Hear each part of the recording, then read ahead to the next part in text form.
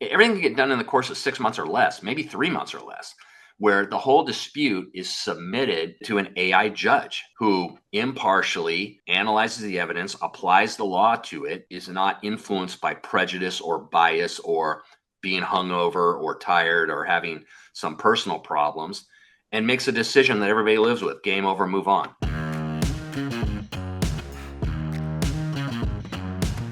My guest today is Paul Goyette, a lawyer and an entrepreneur. In this episode, we cover his background as a young entrepreneur selling pumpkins, how AI is changing the legal field, and a controversial idea on how to completely upend the law field in the future. It's a really exciting conversation, and I enjoyed having it with him. Let me share a little more about his background. Paul Goyette is a seasoned California attorney, entrepreneur, and trial lawyer with over 3 decades of experience. He's the founder and managing partner of Goyette, Rauno, and Thompson, Inc., a full-service law firm with offices in Sacramento, Modesto, Fresno, and Newport Beach. He began his legal career in 1988, and 3 years later, he established his own law firm, which has grown to represent over 125 institutional clients statewide. His practice includes criminal defense, labor, employment, civil litigation, estate planning, personal injury, and licensed defense. Beyond his legal practice, Goyette is also the founder of RN Guardian and EMS Guardian. These are prepaid legal services for healthcare professionals. If you're a nurse or a paramedic or an EMT and you have some action being taken against you by the powers that be, whether it's your state EMS board or somebody like that, he is somebody who could help you navigate those waters. Now, as far as I know, he's in California, and I believe he has a practice in Texas as well. But if you get into trouble and you need somebody, I would reach out to him and see how he can help. He's also the board member and owner of Primal Quest Inc. If you've not heard of them, they do adventure races, and we talk about it in the podcast. I think you're really going to love this episode. Let's get started. Well, Paul, thank you so much for being on the podcast today. It's great to see you again. Likewise, Matt. Good to see you, sir. This is an entrepreneurial podcast, and I have a lawyer on, which is a little bit unusual because I don't know that most people think of lawyers as entrepreneurs. Because most are not. Yeah. Most of them are employees for somebody else, right? Yeah. Before we get into that, you have a bachelor's of science degree in forestry. How did you go? And you grew up on an apple farm, is that right? Yeah. So, a little bit about me. I grew up in the foothills of El Dorado County, which is in Northern California. And my mom and dad had a ranch, Apple Ranch, which now 2 of my brothers and my sister own. My mom still lives there. She's still around, doing great, 91 years old, but she lives there. And then we bought it and have taken that over and actually converted it all to vineyard. So it's a really fun project. But grew up there and then went to Humboldt State University, the Harvard of the Redwood Empire in far Northern California, and studied forest genetics technically. So I got this genetics background, which is wacky, super interesting. But so I did that. And then kind of funny story, I was going to go into the military. And so I had a couple friends and we were on athletic teams in college. And so a couple of my friends and I decided we were going to go into the military, like you try to be like a Navy SEAL or a Green Beret or something like that. That was our vision, to do that. And to give and we met with recruiters and we went through the whole process and like, we're going to go to officers candidate school, or maybe we won't go in as officers, going through this whole analysis. And to his credit, my recruiter ultimately is like, dude, you're doing this for all the wrong reasons. Because I was treating it like, okay, it's a marathon. I'm going to train for this marathon. I'm going to do this. I'm going to get through this. And then boom, I will have accomplished that. He goes, yeah, but then you're going to get through it. And he says, you prepare enough, you probably will. And then you're going to be in this life. And do you want to do it? And my problem was like then and now is like having people telling me what to do ridiculous things, following orders and all that. And I can follow orders, but I'm going to question, wait a minute, why are we doing that? And so to his credit, goes, man, you need to think this through. So I bailed on that idea. One of my friends continued through and he went through the whole process, did 8 years as a Navy SEAL, and then became a special ed teacher. But great story. But then, so I'm trying to figure out what I'm going to do. And one of my professors was a lawyer. He says, oh, why don't you go to law school? He goes, why don't you see if you can do that? Because he was asking me about the military, because I had no real desire to be a lawyer, go to law school. So he says, why don't you see if you can do that if you're trying to see if you can do something? And it's like, okay, sure, I'll do that. And that's why I did it, just basically see how it went. And it turned out academically, it was a lot less challenging than my undergraduate degree, because my undergraduate degree was a science degree, genetics, and I take all these crazy science classes with labs, and microbiology, and whole math series up through calculus and all this analytical statistical stuff that was complicated and hard and a lot of work. So I go to law school and go, whoo, this is a breeze by comparison. It's a totally different kind of thinking. So that's why I did it, just basically to see if I could do it. So what was it about law that you enjoyed, or why did you continue on in that? Really, it was the business side of it that I always liked. So I always had, even when we were kids, we just had businesses. We're always trying to hustle up money one way or the other. I got in there and met a lot of people I liked. And I said, oh, there's a lot of opportunity here, because I recognized it wasn't just like, oh, go to work for a law firm and grind it out as a lawyer. There's a lot of business opportunity and, just a lot of variables. There's a lot of things I could do with this. I go, okay, this is going to work out for me. So then a friend of mine offered me a job right out of law school because I needed a job, didn't have any money, and worked for him and his wife in Los Angeles for about 3 years. But even then, like from the start, you're just learning. I don't know much about much, but I'm like, oh, we should try this. We should get this client. We should do this, that, and the other thing. And every turn I was being told, no, don't do it. No, we're not going to do that. Maybe probably most of the time it was a good idea. They told me no, but I was always trying to hustle up this or that or the other thing. In fact, one funny story is my boss, Steve Silver, great dude. He one day he was going to sell. He said, I'm selling my car. He goes, I'm just going to turn it in. I go, what are you doing? Don't just trade it in, sell it. You'll get a lot more money. He goes, I don't feel like messing around. They go, tell you what, give it to me. I'll sell it for you and we'll split the proceeds over the trade-in amount. And the trade-in amount, I don't remember the numbers anymore. Well, I remember how much I made off it. So of course I posted some ads. I cleaned it up too, and then posted it, sold it in 2 days for $10,000 more than he was going to get on the trade-in. So he and I split that 10,000. So I remember I made 5,000. He's like, that's the easiest 5,000 you ever made. I go, yeah, but you aren't going to do it. Somebody has to do it. Or, that was just money wasted unless you recognize the opportunity. So I was always looking for that kind of thing. And then, so I stayed there for 3 years and a little less than 3 years, and then moved to Northern California, where I'm from, where I always knew my wife and I wanted to go, and then just opened my own office then. So I go, okay, I'll open my office. I'll see how that goes, and I'll see what other business I can develop along the way. You said that you grew up kind of around businesses, but was that one of the first times you had ever sold anything and made a profit? So kind of you're dipping your toe?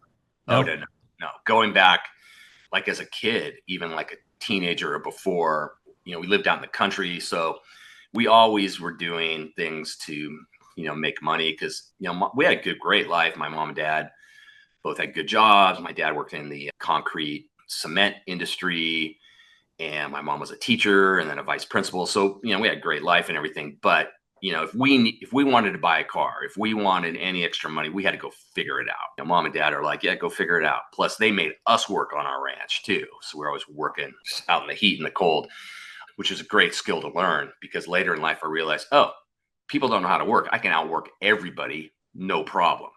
So that was a really important gift. But no, when we were younger, we grew, we had farming projects. We raised animals and sold animals on the side. I had this whole firewood cutting hustle I did with a couple friends of mine, where we cut firewood and sell it. I'll tell you a funny story here. So it really ties in. Initially learned the importance of marketing. Two of my brothers and my best friend at the time, still today, all these years later, still a really good friend of mine. We grew pumpkins. So we talked, our friends, neighbors had a 10-acre field that they weren't doing anything with. So we talked them into, hey, let us grow pumpkins on that property. And we were in like Apple Hill, California, where so in the fall, there's this big fall festival that goes on for a couple months. There's a lot of ranches and farms, and people come up there and buy pies and apples and fruit and produce and hang out and go to picnics and buy pumpkins. And so we'll sell them to all the ranches. So, okay, great. Our neighbors were like, yeah, knock yourselves out, kids. And we were like, I think I was 15 at the time. My buddy was 15. My brothers are like 14 and 13. And so we had dads, they had farming equipment. So we just borrowed that. And so we worked on it all winter, all spring, and had this like 10 acres of pumpkins, and everything was looking like it was going good. And then like it starts to get cool in like maybe at night in August or September, and the vines start growing back, and we're like, oh my God, we have tens of thousands of huge, perfect pumpkins. We're like, okay, what are we going to do with all these now? And so we're like, we got a marketing problem. We got a sales problem. And my dad, who was in sales, he's like, hey, you guys got to learn this part of the business too. So we're like, oh, darn. So we're out there hustling, trying to sell these all. And so we had a supply and demand problem. So we had big supply and we were flooding our own market. So it drove the price down, but we were still doing all right. We're selling it. But one particular buyer who had a big ranch bought a lot from us, but he grinded us on price. So ideally we wanted to sell them for like 75 cents a pumpkin, maybe $1. We were settling for 50 cents, but this guy ground us down to 25 cents. And we're like, we're resenting it. So twice a week, so we're going to school and then we're working at night. And and none of us had driver's licenses at the time, but we're still driving trucks around, flatbed trucks. That's just how it was out in the country. Mm-hmm. None of that mattered. And so we would make deliveries to him. And we noticed, we go, his inventory system is not very good because he just had a ginormous pile out in front of his ranch. And then on like Thursday through Sunday, they'd have hundreds of visitors. And he didn't know what his inventory was. This is really out of line. But what we did is we said, what we should do? We should hustle down there at night, steal back some of the pumpkins we sold him and then resell them to him the next day. So we're like, yeah, that's a great idea. Yeah. So we're idiots. We climb out of the windows in the middle of the night, 2 a.m, drive down there, steal back, maybe 25, 35% of the inventory we sold him, turn around the next day, resell it to him at the same price. He didn't know, he just kept saying, well, we're really moving this stuff. This stuff is really moving. And it was, he was selling all of it, but he had no idea what his inventory was. So it was hilarious until, of course, our dad caught us climbing back in the window at like 3:30 in the morning, school night. And he's out of his mind, fierce. What the hell are you guys doing? So we had to fess up to it. Fortunately, our father and my buddy's dad did not like this guy at all. So they were like, you guys are idiots. You cannot operate that way. You have to be ethical, honest business people. So he drilled that into us. I'm 15 years old. I go, yeah, what are we thinking? This is stupid. But the lesson we really learned was one, that you can't go down the gangster path, which was bad. Blame it on the young and stupid. But also it's like marketing. It's like, oh yeah, we need to market this, ahead of time. We need to establish a market. So, we got through that year and then we did it for 2 or 3 more years after that. By then we had developed all these relationships and grocery stores and other outlets. And so we were able to sell it at a price that was much more favorable. So all of a sudden I learned like, oh man, that's why marketing is so important. You have to develop these marketing channels and then have sales relationships and, learn that at an early age. The 2 big takeaways there is marketing is huge. It's like the lifeblood of any business. You have to have it or you're going to have a product or service you'll never sell. And then also you got to be honest in your business. So that's like one of my number one rules is you just, because I still think back of that and, I could blame it on being an idiot. Plus it was a big adventure for us too, because we like climbing out of the windows in the middle of the night and driving down there in the dark. And, it just was really, it was hilarious at the time for us. But both of our fathers, of my buddy and I, impressed on us like, you guys are idiots. You do not do business that way because it will catch up on you. Even though this guy is a shyster and very dishonest in his business dealings. Mm-hmm. That doesn't mean you guys, lower yourself to his level. Well, I'm glad you learned that at a very young age. I think the other thing is that story is so instructive on so many levels that you don't have to have the money to start. You borrowed the farm equipment to plant the pumpkin seeds. You borrowed the 10 acres, and then you just started figuring things out, ways to make it work. And I think that's what most entrepreneurs, if you're just getting started, you feel like everything needs to be perfect. But the thing is, once you get moving, you will figure out what you don't know and how you're going to fix it. So true words have never been spoken. Yeah, we just did it. We go, okay, we don't really know what we're doing, but we're going to do this. And we figured it out. Obviously we had help, but we made enough money. This was always a really good moneymaker for us. And we paid the property owner money at the end of the whole project. And we paid our families their money back because we were using their equipment and using their fuel. And then we still made, I can't remember the numbers now, but at the time, this was a long time ago, but we had, I don't know, thousands of dollars each of us made for that project. So we always had a bunch of money as kids. So that was always like, okay, now, when I turned 16, I could buy a truck.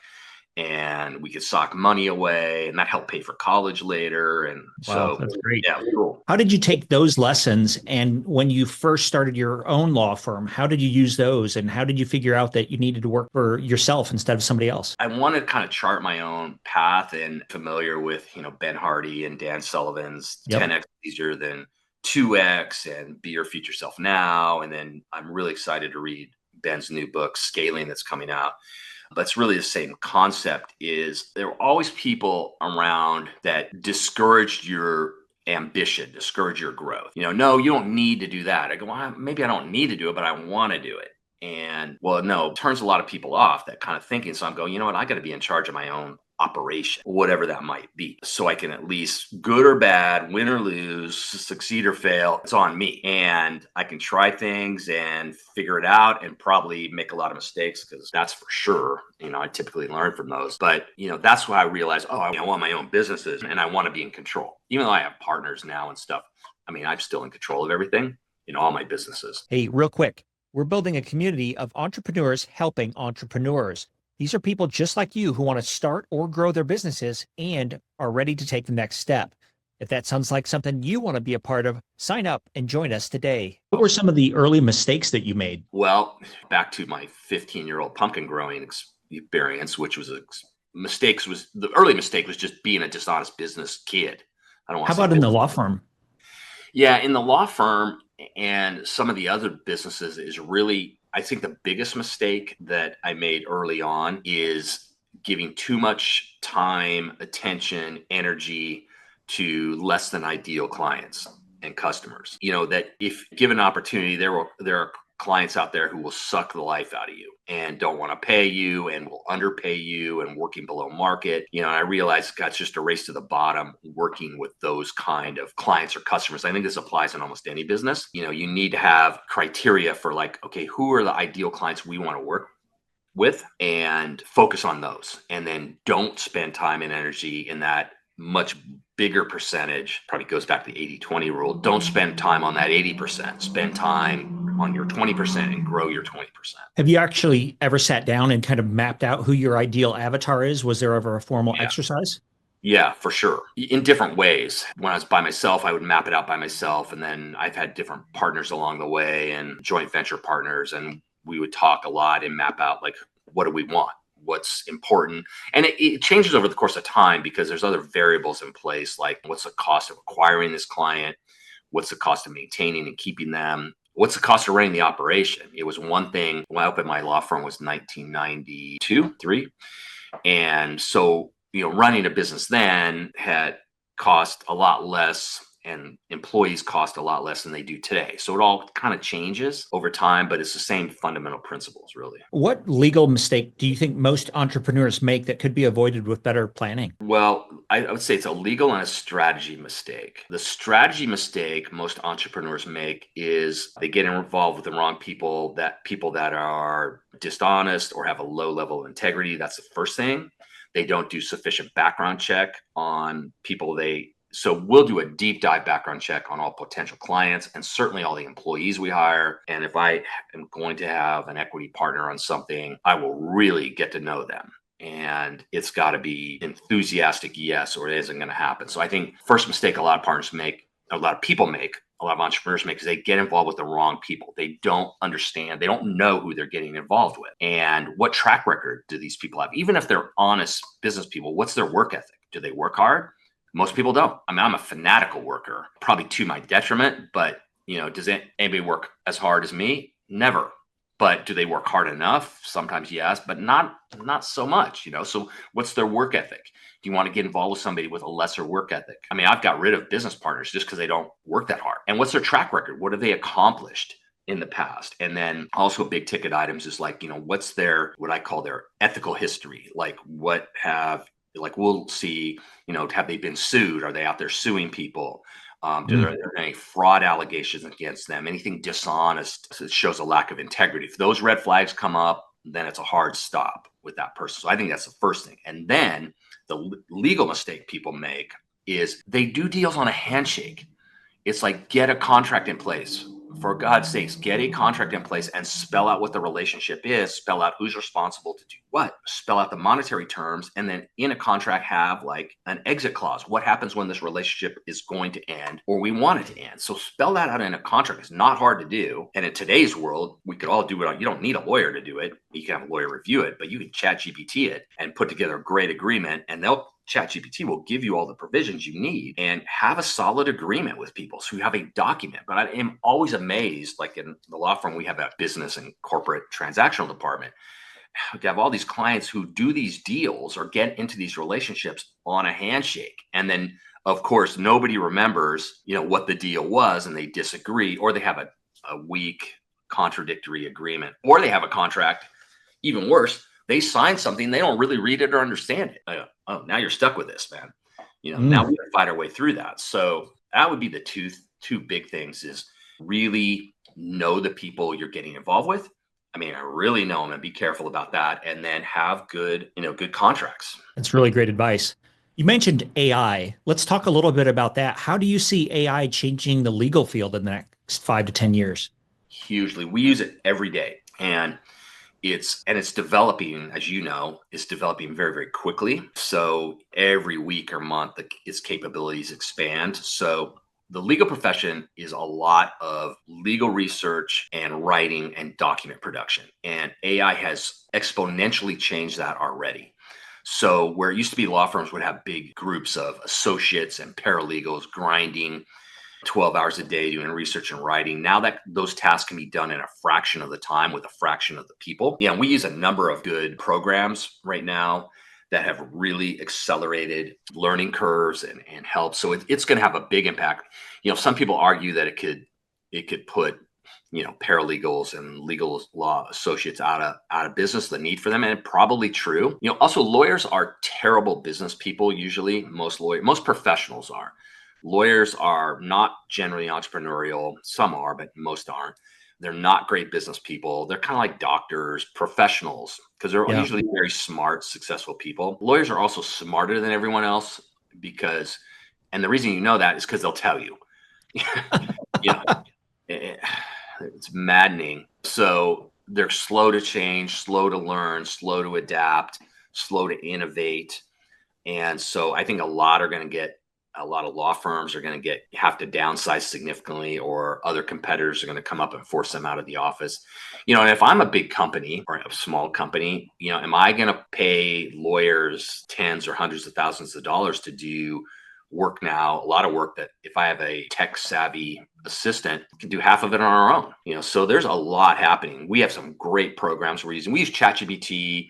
I use Claude, also use Grok a lot, but then we have a legal research program called LexisNexis that people probably heard of. It has an AI component that's fabulous. It used to be when we had libraries and books back in the day, and there was a lot of work really drilling down on, okay, what's the current state of the law in these different jurisdictions? And now it's, just a few keyboard taps away and boom, it's all there. And the beauty of like a lot of these large language models now is they're way more accurate than they used to be even a year ago.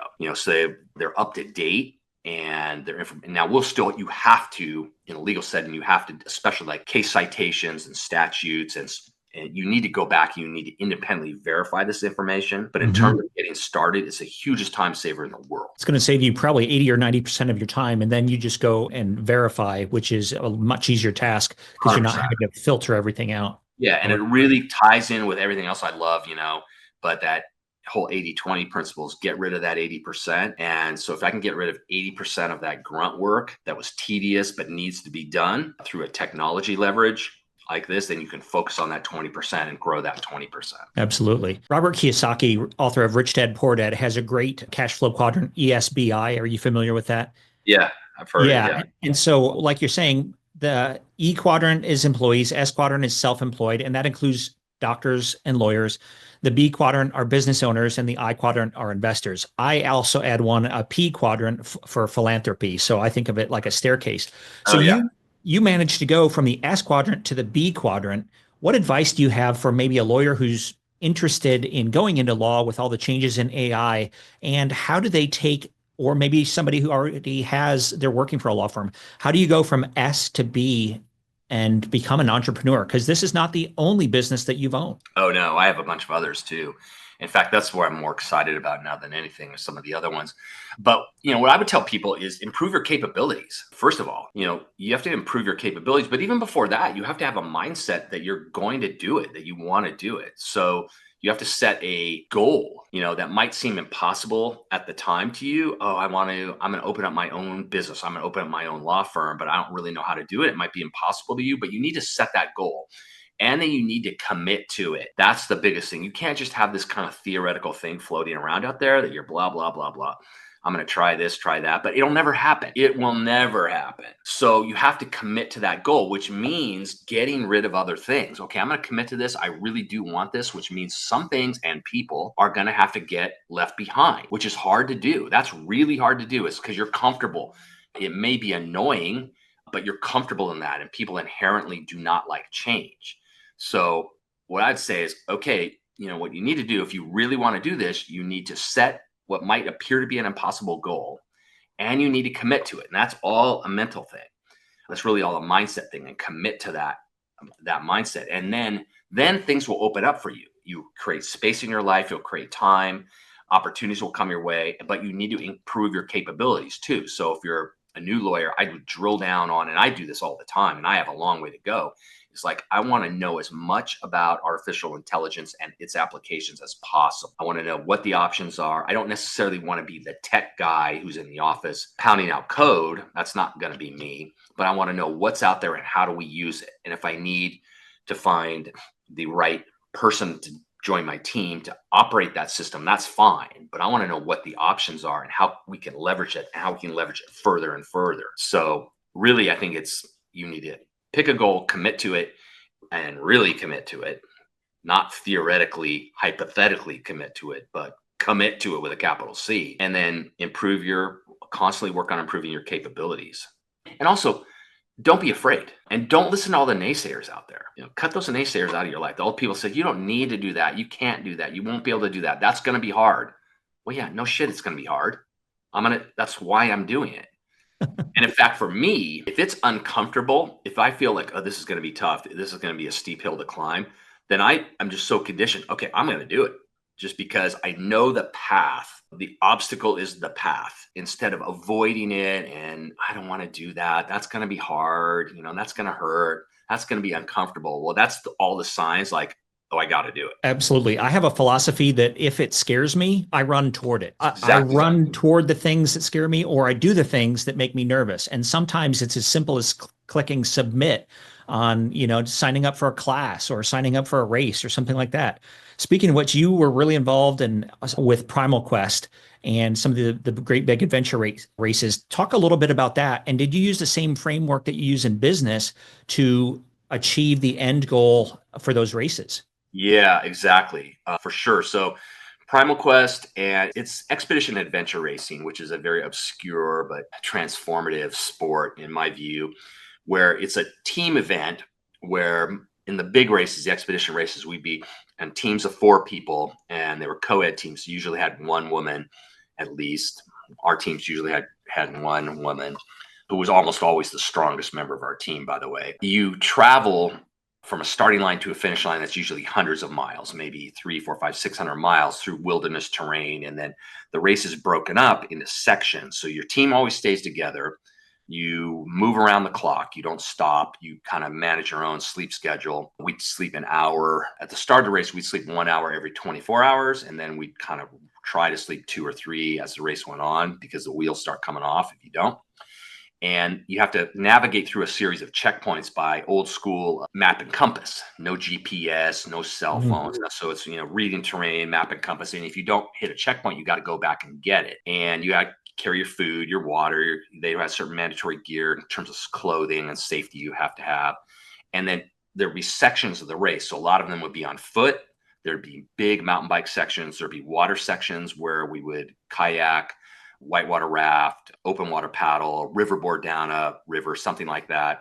There'd be a lot of rope sections. So we'd always be climbing, rappelling, traversing with rope, sometimes with your bike. So you'd have to climb a 200-foot face with your bike, get it up the or rappel with your bike, or do a Tyrolean traverse with your bike. We had to do a lot of that. Occasionally a race had horse sections where one or all of us had to get on some damn horse and ride, and those were always the worst. But what I had to do, initially when I found out about this, because I was on the crew in college, and I did triathlons for years. So I was doing a lot of athletic things, and then I mountain biked and skied and did a lot of outdoor things, still do. And then I heard about it, expedition adventure racing. I'm like, oh, hell yeah, I want to do this. But I don't know how to do a lot of things. I didn't know how to climb. I have kind of this underlying fear of heights, which I had to figure out how to deal with that, which was sketchy. I didn't know how to kayak. There's a lot of things I didn't know how to do. I wasn't a very good mountain biker. I could run all day long, but, and I could suffer with the best of them, which is a helpful tool, but I didn't know how to navigate. It's like, oh God, how do we use a map and compass? I kind of knew how to do it, but you don't really know how to do it. So there's all these new things I had to learn. And then there's a team setting. So you had to form a team, and it's like boils down the essence of running a team at its purest form, because it's very, very stressful. Because you're going without food, you're going without water, you're very tired all the time. It's cold, it's hot, you're suffering, it's scary, it's exhilarating, then it's scary, then it's the ups and downs. So you got to manage this team. So I was always most of the time I was the team captain. I would assemble the team, the racers. I have all these friends from around the world where we assemble these teams. And so it's picking the right people. How do you navigate these teams? Who's in charge? How do you manage decision making? And so it was this big learning curve. Like at the start of it, when I said, I'm going to do this, I don't know how the hell I was going to do it. I got to learn. So then I figured out, like, once I committed to it, then all of a sudden I started learning how to do things. So, I go to the climbing gym and I took a bunch of lessons, and I got climbing with people, and I go, oh, I can do this. And I actually read a lot about how to overcome fears of heights, because we did some huge climbs. Like we did 1,000-foot climbs. We did 600-foot rappels at night, really crazy. And previously, I had to figure out how to not just completely freeze up from my fear of heights. So I was able to kind of manage that, figure that out, how to do that. So it's all those things, learning those capabilities, and then how to deal with a team and how to manage people, and how, there's a time to like yell at people, but there's a lot of times, most of the time, it's the time to listen. How do you keep everybody cohesive, even though like sometimes, and I got really super close with your teammates, but sometimes my teammates hated each other by the end of it because they're just suffering. And so how do you manage that? And so it's just like running any business. It's like you have to learn how to do all these things. And then too, you have to just persevere, because there's times where it just sucked. It's 3 a.m, it's 38 degrees and dumping rain. You're soaked to the bone. You're freezing. Oh, we're out of food too. Damn, haven't slept in a day and a half. And we got to keep going. And it's too cold to stop. You can't stop, and so you just have to say, look, it's time to just suck it up, and we need to soldier up here and keep going. And so it's all those things have really helped me. Like my previous business experience helped me with adventure racing, and then adventure racing has helped me with, all my other business ventures. I love how you took the time to learn all the skills. What would you say the top 3 skills an entrepreneur needs to master to be really good? And you mentioned AI, and I heard somebody say recently that if you, especially if you're 50 plus and you're not learning AI every day, you're probably about to be extinct. So other than AI, what other skills do you think people need to be successful? AI is huge. I would say fundamentally, and with lawyers in particular, develop a skill on listening. Learn how to listen. Make yourself listen. And shut up, for God's sakes. Close your mouth and listen. Sit back, listen, and think. That would be a skill that I've noticed in the legal profession. I've been in meetings and Zoom calls. It's like, oh my God, everybody's talking over each other. Nobody's listening and really analyzing what the issue is, because this is easily resolvable if you would freaking listen. So basic fundamental things like that is listening, human interaction, how to work with people, how to work in teams, how to manage people. These are basic skills people have to know, but I'm always amazed how poorly people handle those kind of things. So that's more human, fundamental things. I think, as you mentioned, artificial intelligence is massive. So you have to master that technology. And I think you have to, try to look around what's around the corner, look in the future as to, okay, what's happening in industry as a whole and what's happening in our industry and try to anticipate where you can provide value. And I think that's one of the cornerstones I always try to instill on my employees is think about, to use the Joe Pollard book title, is, what's in it for them? How do you help these people? I mean, that resonates with everyone. Is like, look, how can I help you? In fact, you asked me that very question like 40 minutes ago. And it's a great starting point. I appreciate that, Matt, a lot, because, how can you provide value to people? How can you help? It's not about, for lawyers, it's not about your billable hours or your rate, or, you can get to all those technical details, retainers, deposits, procedure, all of that. But back up a step, how can I help you? What can I do? What are you trying to accomplish here? And to give you like an example, just this week, I had a conversation with a potential client who's in a business dispute and wants to go nuclear and file lawsuits. And we have a litigation department here, so I would turn it over to them. But, I had to say, look, I got to tell you, honestly, you're not going to be happy at the end of the day, because this is a very expensive procedure that we're going to go through.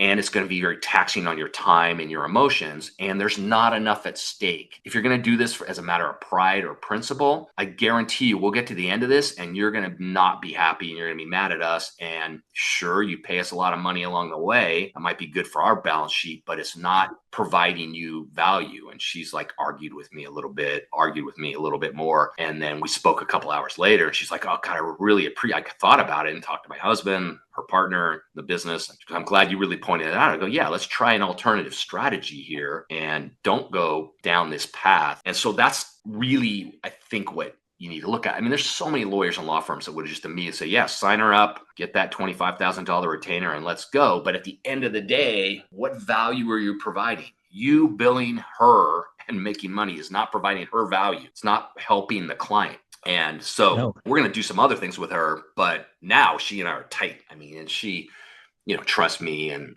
it's a good relationship. And I think we can we'll smooth the whole thing over and get it resolved fairly efficiently for her. I think that's great. I think that helps establish that trust, and you're helping her solve a problem. And it wasn't the way that she wanted the problem solved, but it sounds like in the end, you're going to be able to do that. You mentioned a couple things, AI and law, and Steve Jobs was brilliant. And one of the things he was brilliant at is taking two things, a line here and a line here, and then intersecting them. And he knew art and he knew a little bit about computers. And so he crossed them and he made a major new industry. I think in the future that you're going to see AI and law come together into something that we've never seen before. And it might be AI law, right? Like if I write something and ChatGPT developed it for me, well, who owns that? Do I own it? What if I compile a bunch of PDFs of different authors and then I write something, who gets that copyright? So I think there's questions and that we haven't even seen before that AI is going to open a whole new field for lawyers. Yeah. Well, how about this? This is what I've been thinking of, because the court system, there's a state court system and a federal court system, and both court systems, state courts in particular, depending where you are very antiquated. They are ripe for disruption. Civil cases in particular, but a lot of criminal cases too, take years to run their course. It's insane how much slow bureaucracy is involved. And you have a civil dispute with someone and it takes you 5 years to get that resolved, or sometimes longer. That doesn't work for anyone. So one thing I'm thinking there, a solution would be like an AI-driven arbitration or judicial process where everything gets done in the court.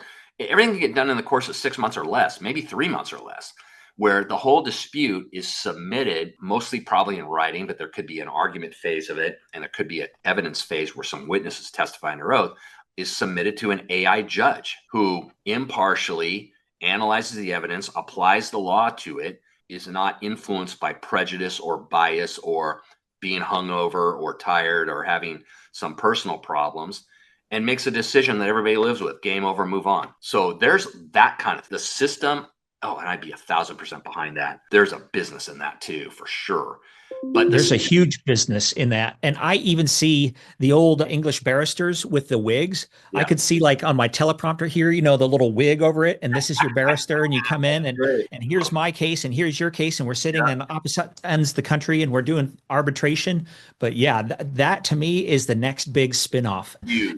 And you start having people, when they sign an agreement, it's now we agree to AI arbitration. That would solve a lot of problems and clear up a lot of cases. So there's your next spinoff. And from a business standpoint, from a corporate and business operations standpoint, businesses need to get things done.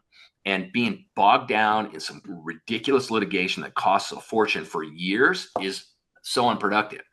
But what you're going to see happen is the system, and we see this in all disruptive entrepreneurial ventures, the system will fight you. The system does not want to change. No. There's a whole industry out there of judges and courtroom clerks and bailiffs and whatnot that are making money off this existing antiquated system, and they will fight you tooth and nail. And then there's like regulatory agencies, the bane of all of our existence. But like the state bars will fight you because they'll say, well, there's ethical reasons that, they're just trying to justify their own existence. Is that a reason to not do it? Hell no. It's a reason to do it, is push through it.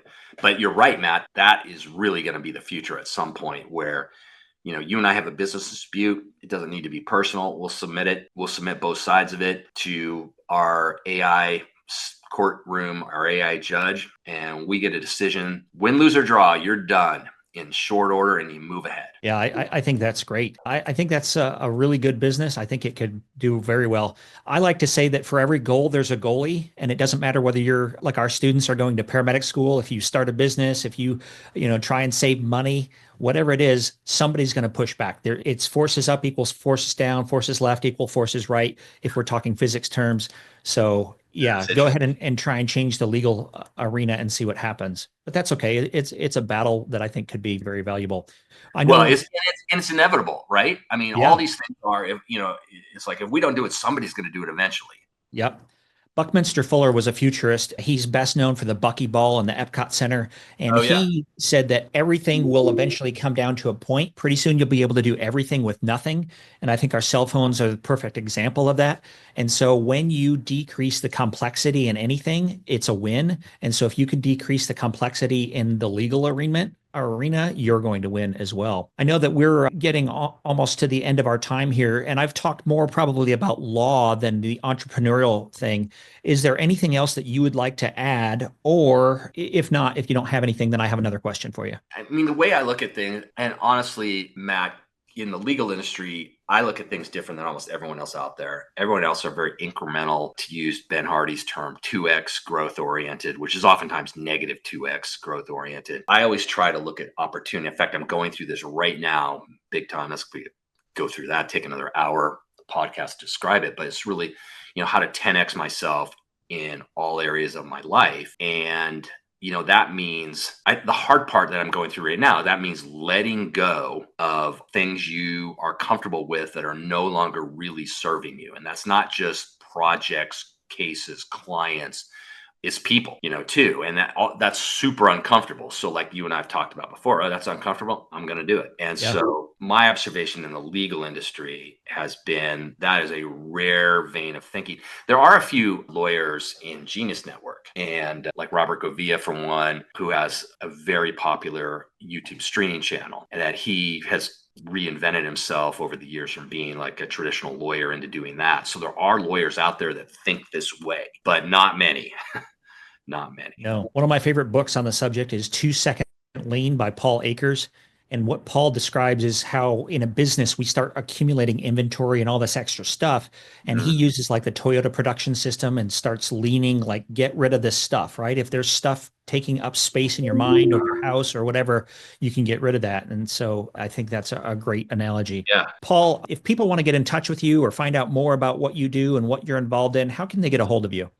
Well, like you can find me on LinkedIn. You can look at my law firm website is GRT, WWWG, as in my last name, Goyette, R as in Randy, T as in Tom, law.com, grtlaw.com. I'm on LinkedIn, my full name, and then my email address is super easy. I have one email address. My law firm email address I do everything with is paul@grtlaw.com. But, happy to chat with anybody who needs help. That's great. And the final question, if you could go back and visit your 18-year-old self, what would you tell him? I would tell my 18-year-old self to not worry as much. I would tell my 18-year-old self, just be confident that things are going to work out just fine. Because looking back over the years, there's been quite a few between now and my 18-year-old self. I remember times where I'm doing different things. I'm doing a lot of uncomfortable things. But, I fretted about it. I go, oh no, what if this doesn't happen? What if that doesn't happen? What if the what ifs? And of course, none of those horrific what ifs happened. There were some things I had to work through. A lot of things didn't work out the way they were supposed to. But I tell my 18-year-old self, just look, be confident. Just be confident and enjoy the journey more, which I've been able to do a lot more in recent years. It was a lot harder when I just didn't have the perspective, being a teenager and even in your 20s, you just don't know. You don't have that perspective. So if I could go back and coach my 18-year-old self up, I'd say be more confident and relax. Absolutely. We all want a straight path, but there's no straight paths in the universe. I'm sure on those adventure races, you tried to go this way and something went the other way. Business is no different. Literally many times for Yeah. whatever reason. Yeah. You think this is the path we're going to take. This is the plan. No, didn't work out that way at all. But, there's also the other thing I would tell my 18-year-old self is you think you have a path, you think you have a plan, and it may not work out. In fact, it probably won't work out exactly as you think, but there's going to be byproducts that come out of those efforts that are going to prove to be way better than anything you were planning for. So that really ties into my thinking on, committing to that impossible goal. I've done that a few times over the years, and it's like, I don't know how I'm going to get there, but I'm going to figure it out. And then all of a sudden you start figuring out, but some byproduct comes up that far exceeds anything you were ever anticipating. Absolutely. Buckminster Fuller also talks about the processionary effect, which is a big word for basically as we move forward, there's kind of a ripple behind us and we can't always predict what that's going to be. And it's kind of like a bumblebee that goes to this plant and this plant and this plant. It doesn't really know what the purpose is, but as it does, it pollinates the world. And so we kind of touch different things as we're building businesses, and eventually really, really good things happen. So anyway, Paul, I know you've got another meeting to go to. Thank you so much for joining me today. I really appreciate having you on the podcast. Yeah, this is fun. Thank you very much, sir. I appreciate it. And let me know how I can be of help to you more in the future. And I'll see you soon. All right. Sounds great. Till next time. Sir. Thank you very much. Want more? Click below for extra resources in our podcast vault. We have show summaries, action plans, and information about coaching.